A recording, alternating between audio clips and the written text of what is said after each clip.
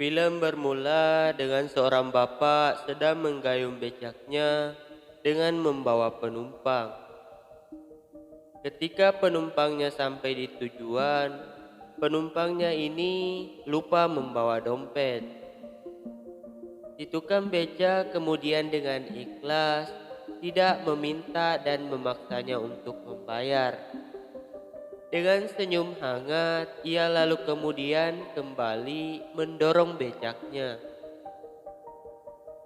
Ketika ia mangkal, ia kemudian menghitung uangnya.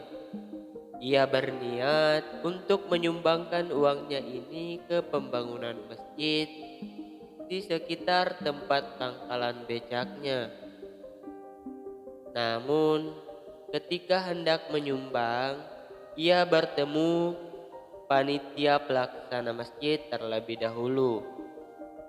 Panitia ini menyampaikan bahwa pembangunan masjid membutuhkan banyak sekali dana, dan sementara bapak ini hanya sebagai tukang beca, yang pada intinya pihak panitia tidak menerima sumbangannya karena dikiranya nominalnya sedikit.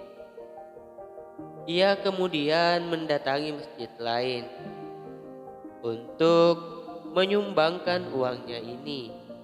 Namun ternyata masjid ini sedang tidak membutuhkan dana. Pengelola masjid itu kemudian menyarankannya untuk menyumbangkan uang ini ke masjid yang sangat membutuhkan, yaitu masjid yang sedang dalam proses pembangunan, di mana masjid itu adalah masjid yang pertama ia datangi dan ditolak karena si panitia penyelenggara bahwa uang sumbangan dari bapak penari beca ini nominalnya sedikit, yang ternyata itu adalah uang 200 juta.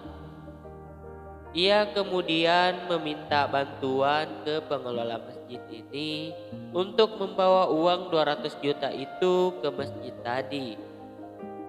Namun, ia meminta untuk tidak disebutkan namanya. Akhirnya, ia pun membawa uang itu ke panitia masjid. Lalu kemudian panitia masjid penasaran dengan sosok yang mau menyumbangkan uang 200 juta, tapi tidak mau dituliskan namanya. Ia kemudian naik beca. Di atas beca itu ia selalu menyindir bapak si tukang beca. Katanya, ya, kalau mau menyumbang seperti bapak ini yang menyumbang dengan nominal banyak. Si tukang beca hanya bisa tersenyum mendengarkan perkataannya. Ketika sampai di masjid, panitia ini bertanya ke pengelola masjid, siapa sosok pria dermawan tersebut. Si pengurus masjid itu kemudian menunjuk si tukang beca yang ia tumpangi tadi.